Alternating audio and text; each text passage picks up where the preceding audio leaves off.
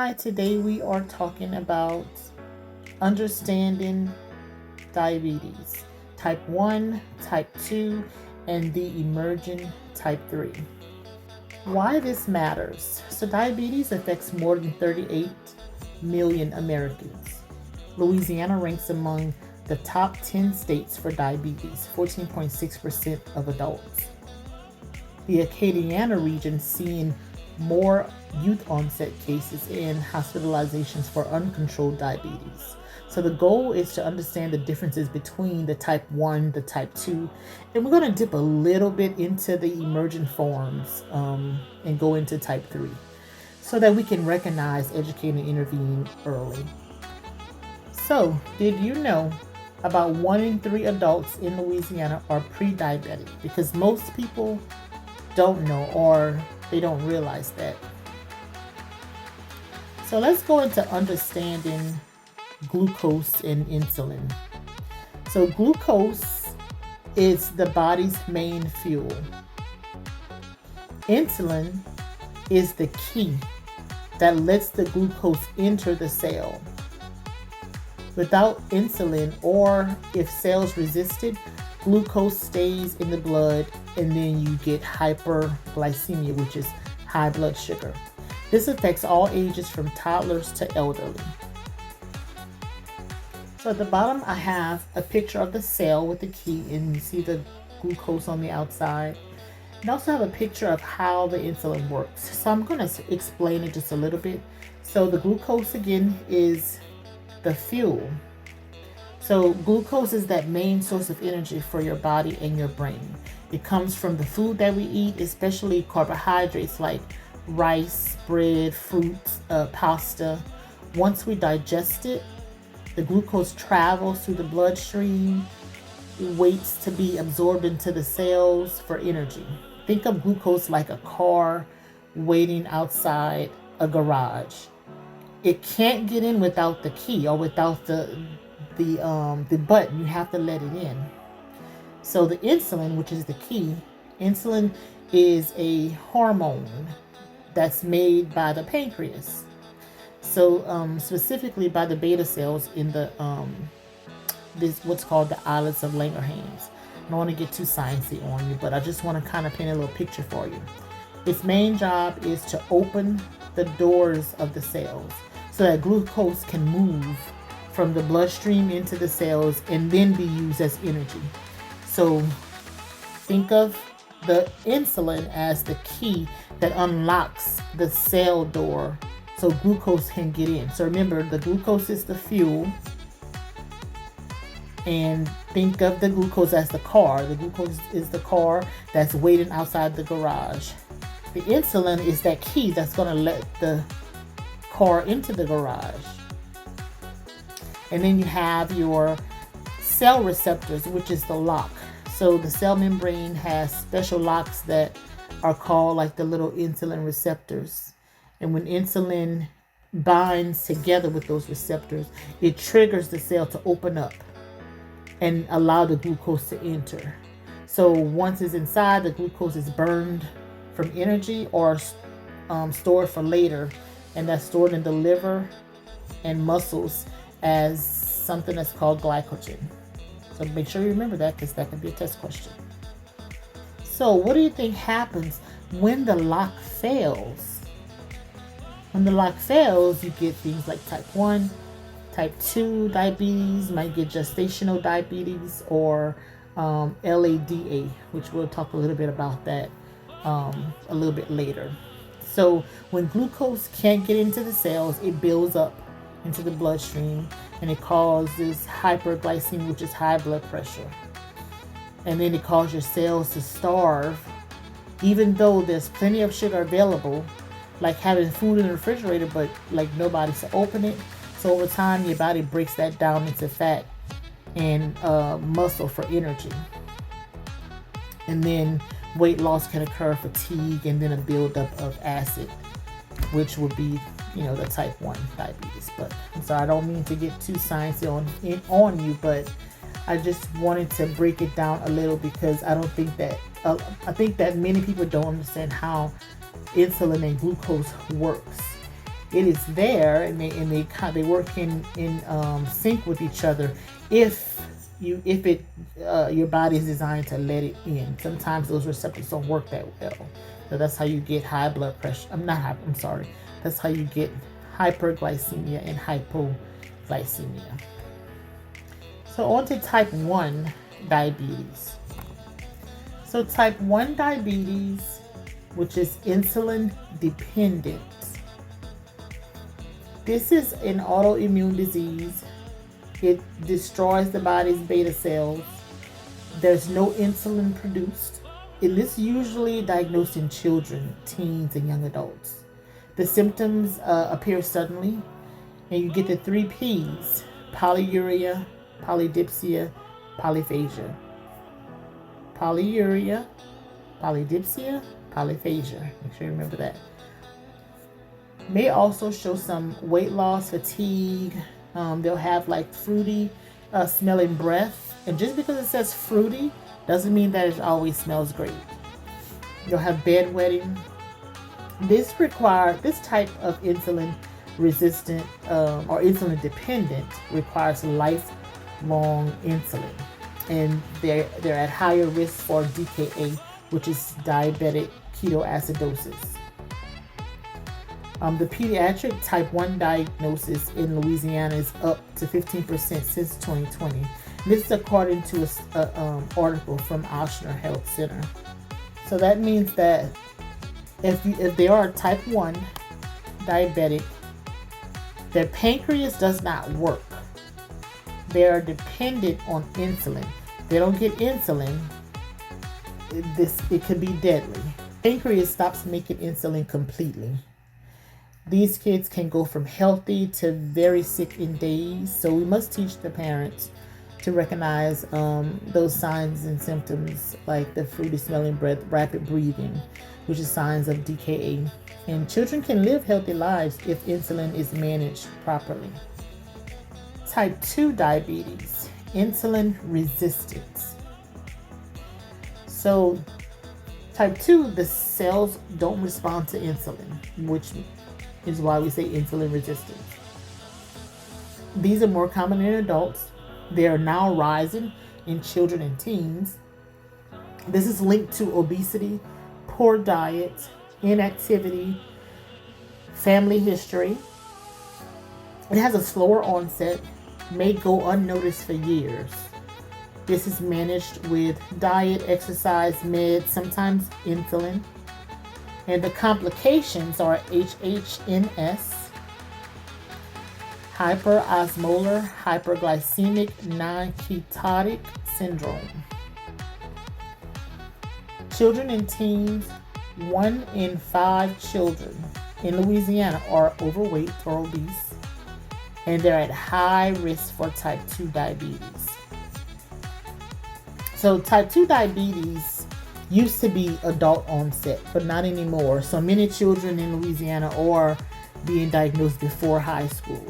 Encourage your families to reduce those sugary drinks, eat some home cooked meals, and get outside daily. Like early prevention saves lives. So get out there, get active. Those things can help.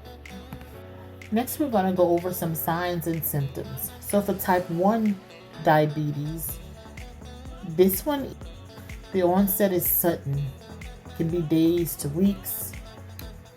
You have polydipsia, polyuria, polyphagia. You have increased appetite despite the weight loss. Your body will burn fat for energy, so that's why you'll get that weight loss.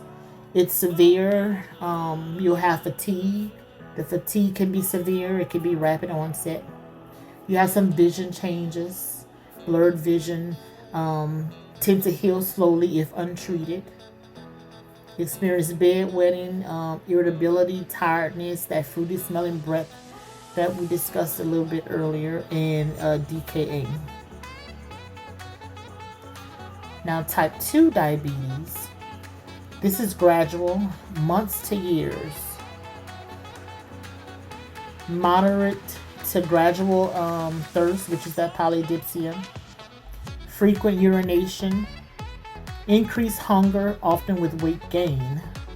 So this one is just opposite of type 1. Type 1, you will have that increase despite the weight loss.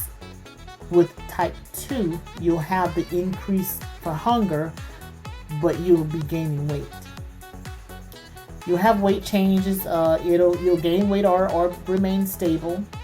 Fatigue will be mild to moderate. You will have some vision changes.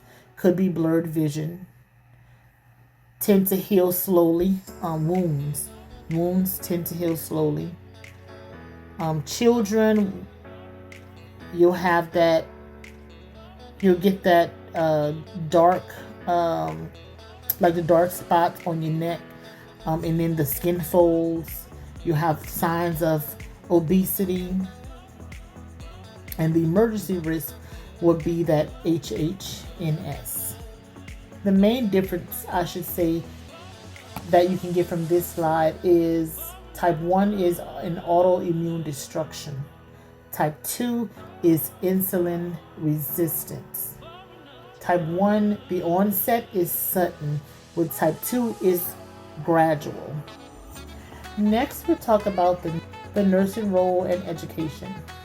So you want to monitor the blood sugar regularly.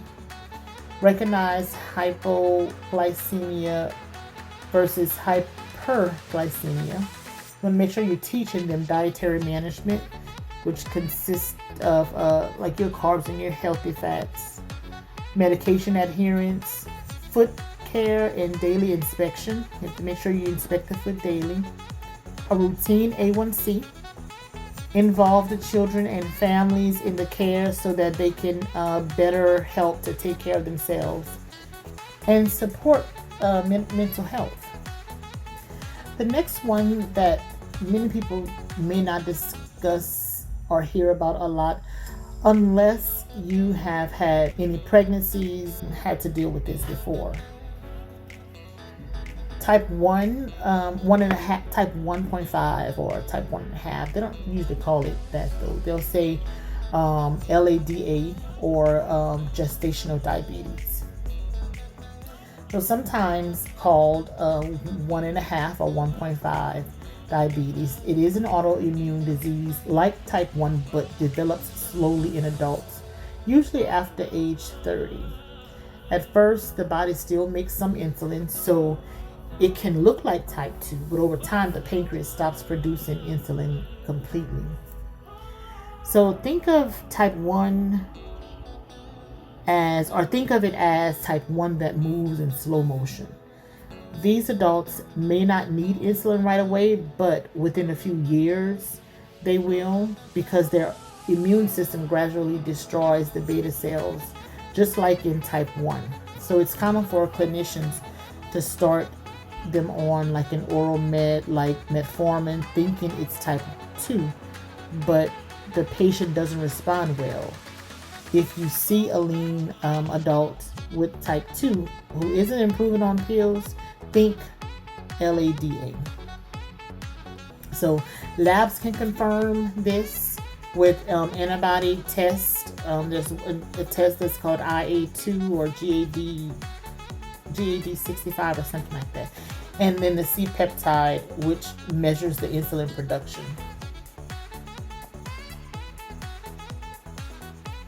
The screening for this is oral glucose tolerance tests. So like I said, if you had any pregnancies, then you would this would probably sound familiar to you. Usually develops around 24 to 28 weeks, and it's caused by hormonal changes. Next, we're going to go into healthy eating and nutrition for diabetes. Our goal for this is to balance blood sugar with mindful nutrition choices. So some of the recommended foods would be whole grains, which is like your brown rice, oats, quinoa. Lean proteins like chicken, turkey, fish, eggs. High fiber vegetables, broccoli, spinach, green beans, okra. And then you have your fresh fruits, which is your berries, apples, and citrus, in moderation. Healthy fats like olive oil, nuts, and avocados, and then water. Make sure you stay well hydrated and teach your clients, your patients to stay well hydrated. Foods that you want to avoid and that you also want to help educate your clients or your patients on would be sugary drinks. I always call it convenient stuff, because these are stuff that they make convenient for us to just pick up on the go when we have such busy lives. Sugary drinks like sodas, tea, juices, fried foods, white beans, pastries, processed meats like bacon, sausage, excess salt in sauces. Make sure you go over like your labels and help them to just read their labels. Heavy alcohol use. Next, we're going to get into what we call the good stuff.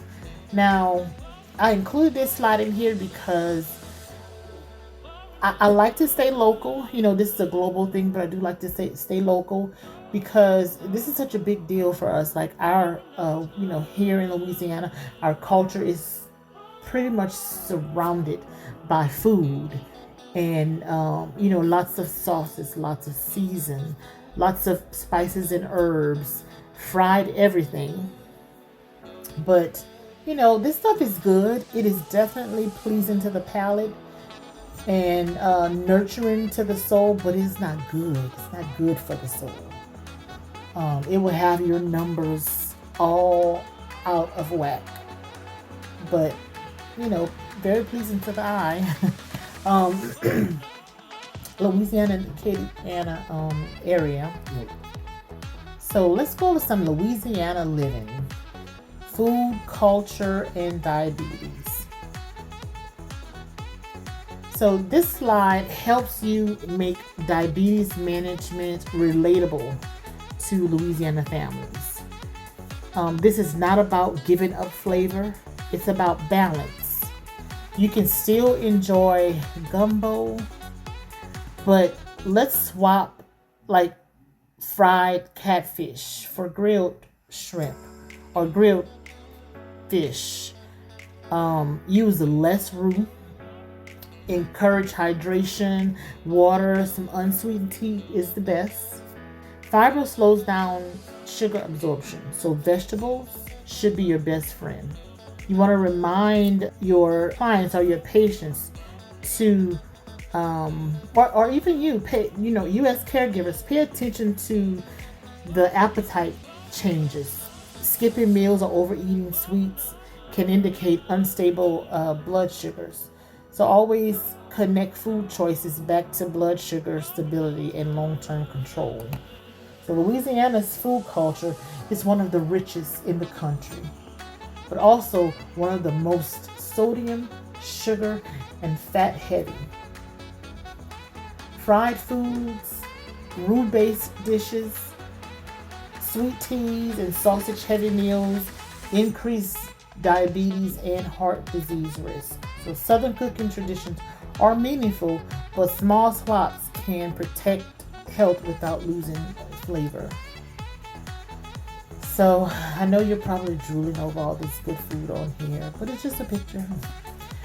Fried catfish, you can swap that for something grilled or baked. You're doing white rice or jambalaya with sausage, substitute that for brown rice or cauliflower rice with smoked turkey. Now, I'm going to be really honest with you here. I do not do all this at all. I eat healthy for the most part, but I do not eat healthy all the time. I have been meatless for years, and recently I have started incorporating some in there. I'm a turkey person. I love turkey. But I can go without because I have done it and I see what it does for me, for my body, for energy wise, and just everything. So in moderation, we're not saying that this is stuff that you can't have and this is stuff that your patients should not have, but in moderation. You can't eat fried chicken every day, and you shouldn't eat fried chicken every day. You can't eat gumbo every day, you know. So these, just substitute some things. I would say just a couple times a week. This is another little picture. Don't drool over it, but we do have some of the best food here. It is hard. It is a struggle, especially living here in Louisiana, but it's doable. You don't have to give up those things. And I'm telling it to you because you can better encourage your clients and your patients. This is not about giving up what you love. It's about making small changes, small substitutes so that you can be here longer to enjoy those things that you love. Next, we're going to go into type 3 diabetes. Diabetes of the brain. Now, we're not going to go deep into this because it's something that they're still doing some research on. And we're going to save this training for next time. But I did want to put it in here. It's not officially recognized by the ADA or the WHO. It describes insulin resistance on the brain, which is linked to Alzheimer's. Brain cells struggle to use glucose, which equals memory loss. So think about this. When you are eating, and you're eating those heavy carb-packed meals, like, let's just say gumbo. I don't want to keep picking on gumbo, but it's the season right now. Let's say gumbo and sweets. Think about it. If you're sitting there and you're eating a salad, you get energy. You get energized. I'm not talking about the type of salad that you probably, or some of us like to prepare, that's meat packed. I'm talking about a salad that's more greens than meat.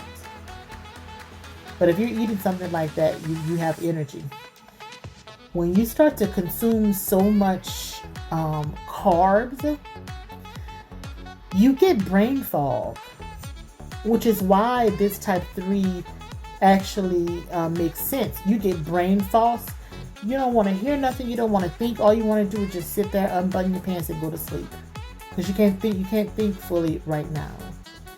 So just remember that brain cells struggle to use that glucose, which equals memory loss. Now, I'm not saying next time you go eat and pig out, you're going to lose your memory. No, this could be temporary, but in the long run, it could have some, long-term effects. So risk factors mirror type 2. Prevention, of course, is diet, exercise, sugar control, mental stimulation. Protecting your brain begins with protecting your blood sugar. Again, this is emerging research that calls Alzheimer's type 3 diabetes because the brain becomes insulin resistant too. This isn't diagnostic yet, but gives us a reason to remind patients that your brain health and your blood sugar are connected. All right, medications and insulin management. So there's some oral meds that are common in type 2, which is metformin, also called LiQWYD. This decreases the liver glucose production, increases insulin sensitivity. You have glipizide, glyburide. So some of these may sound familiar to you. Then you have your GLP-1s, which is your semaglutide or semaglutide, and the Ozempic, which enhance insulin release and slows the digestion. Now, this is just giving you some of the insulins, the onsets, and then the teaching point. So like your rapid insulin, which is your Novolog, your Lispro. You want to make sure you encourage your clients and your patients to take these with meals. Your short-acting insulin, which is your regular insulin, needs to be taken 30 minutes before meals. Your intermediate, twice daily. Your long-acting, 24-hour coverage. This is one that you do not mix. And then you have your pre-mixed, like your 70-30 or 75-25, which combines your NPH, which is your intermediate with your regular insulin. So whenever you are interacting with your patients and you see their you see their medications, specifically their insulins or diabetes medications, do a little education for yourself, because you do want to make sure that you are aware of what your client is taking, because how are you going to know if they're taking it right? How are you going to know if they're taking the right dose? And how are you going to know that it's the right medication that they're taking? You know, sometimes they take a lot of medicines and they forget. So it's up to us as their caregiver to make sure that we're at least educated or have some type of knowledge of what medicines they're supposed to take and when they're supposed to take it. Some key safety tips for diabetes medications, especially if you are the one that's going to administer it to them. Make sure you are rotating sites. These are mostly given in the belly, the back of the arm, the thigh, so the fatty parts, the abdomen, arms, or thighs. Never skip meals. Make sure you encourage them to never skip meals when using insulin. You want to monitor for hypoglycemia, so look for the shaky, sweaty, confused, weak.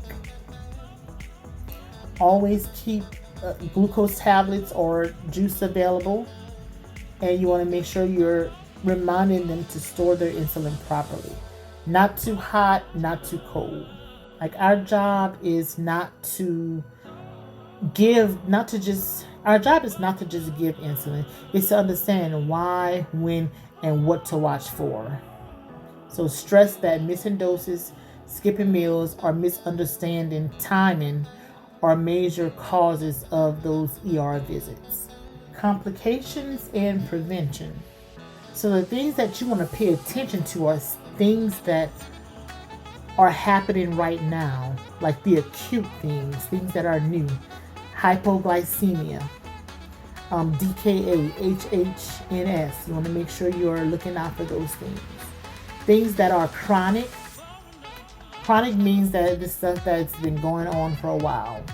Neuropathy, nephropathy, retinopathy, and cardiovascular disease. And on the side, I have, if you've never heard of these terms before, neuropathy, nephropathy, retinopathy, I have a little insert on the side that kind of explains to you in the most simple terms what those things are. So prevention, educate them on balanced meals, exercise, medication adherence, make sure they're taking their medications. Regular eye exams, they must keep their regular eye exams. Make sure that they are examining their foot daily or their feet daily. And then kidney exams, make sure they're keeping their regular appointments, because if they've been diagnosed with diabetes, their physician is probably checking their kidneys out, doing some sort of testing. And for community focus, there are some programs that support schools and workplace wellness. Talk to your supervisor. There should be some resources there for you. If you are a caregiver or sitting with someone that's still school age, the school nurse is aware, the school should be aware also, and there should be some information there for the clients as well. And just as a reminder, neuropathy can start as tingling in the feet. Something you might not notice during care. So prevention is not just medical, it's community-wide. So make sure, ask them questions. If they, how are your feet today? How are your legs today? Do you have anything going on today that wasn't going on yesterday? Are you having any tingling sensations? Things like that. We want to make sure we are always aware. There's nothing more, I guess I should say, peeving or pet peeving. If I'm sitting with a client or taking care of someone, and then someone comes to visit and then they start complaining of something, and then you're sitting there like, well, she didn't say that to me, you know. And you know, they sometimes they forget, but just make sure you're asking those questions. How are your feet feeling today? What about your hands? You having any symptoms? You feeling any tingling sensations or anything like that? So how diabetes can affect your body. Having high blood sugar from diabetes over time can cause serious health conditions, like for your heart, damaging blood vessels and causing high blood pressure, a heart attack or heart failure. Eyes, it can be damaging to the small blood vessels at the back of the eyes, leading to vision loss. This is another slide that I included in here of how it can affect your body. Mouth can increase in harmful bacteria and causing cavities and gum diseases.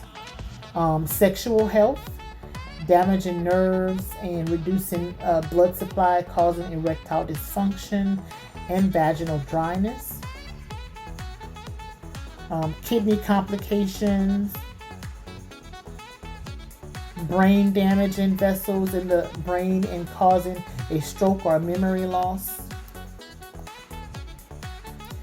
In this slide here, I wanted to include in here, these are 5 great books that you can use to read, maybe just freshen up on your skills. I'm sure that every one of us either know someone by indirect contact or direct contact. We might have a family member or somebody that has or that's dealing with diabetes. These are really, really good books. They're really great things for us to, really great resources for us to read. Now this one here, the new soul food cookbook for people with diabetes. This book here is amazing. Like, I can't even express how amazing this book is. I was blessed with this book a few years ago by a diabetes educator. And at first when I got it, I was like, I don't know why she's giving that to me because I'm not a diabetic. But when you read this book and flip through it, it's a cookbook. And there's some other inserts in there, but it's a cookbook, and there's some really, really great recipes in here that I highly, highly encourage you to get this book. And I do think they have them at the local libraries. You can get it on Amazon, but it's a really, really good book to have. And honestly, when I read it, I was like, well, this is not far from the cookbooks that I have already been looking at, cookbooks that I used to look at, growing up. And then I read somewhere where we should all be eating like a diabetic, because it is a healthy eating plan for everyone, because it emphasizes on whole foods, regular meal times, and portion control. We're supposed to be doing that already. A summary and some key takeaways. So type 1, remember, equals no insulin. It's autoimmune, no insulin. Type 2, insulin resistance. This is a lifestyle change. So if you have type 2 diabetes, you have a chance. This is dietary. And, we were joking a couple days ago, and I mentioned to someone, I said, well, you have diabetes by choice because you can do something about it. And then we kind of just laughed it off. I hope that no one gets offended by that. Now, in some cases, people with type 2 diabetes, they could be small as I don't know what and still have it. Okay, that could be hereditary. But if you're heavy around the midsection or the arms, if you fall anywhere in that obese range, especially with your height and your weight, you can be 5 feet 5 inches and still and not be as big but still be obese because of your height. You might fall into that category of being pre-diabetic. So remember, type 2 is lifestyle changes. You make lifestyle changes, then you can possibly get away from that. So type 1, no insulin. It's autoimmune. Type 2, insulin resistance, and it's a lifestyle.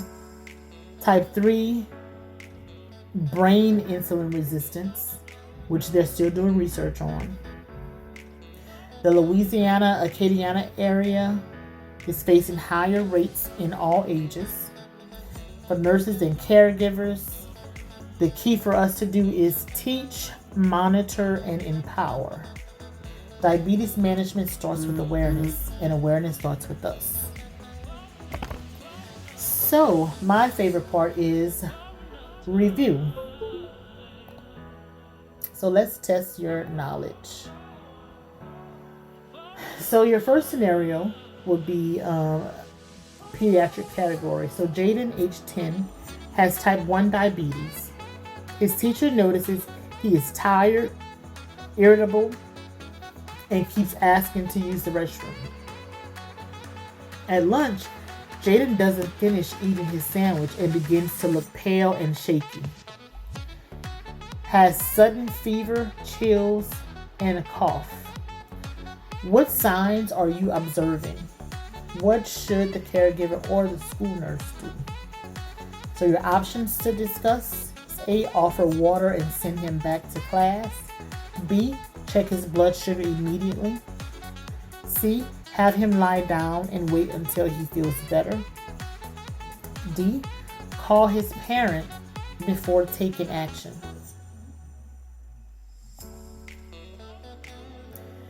If you answered B, you are correct. You want to check his blood sugar immediately. These are signs of hypoglycemia. Shaky, pale, irritable, not eating. If the blood sugar is less than 70, you want to treat it with 15 grams of fast-acting carbs like juice or glucose tabs. That's why I mentioned early on, keep some juice or something nearby if that patient has a history of low blood sugars or that patient is a diabetic. You're going to recheck in 15 minutes. If it's still low, then you're going to repeat. Children's blood sugar drop quickly, especially if they take insulin and skip meals. Always check first. Never assume it's something behavioral. Your next scenario, Miss Landry, age 58, with type 2 diabetes and hypertension, has been feeling unusually tired and notices a sore on her foot that isn't healing.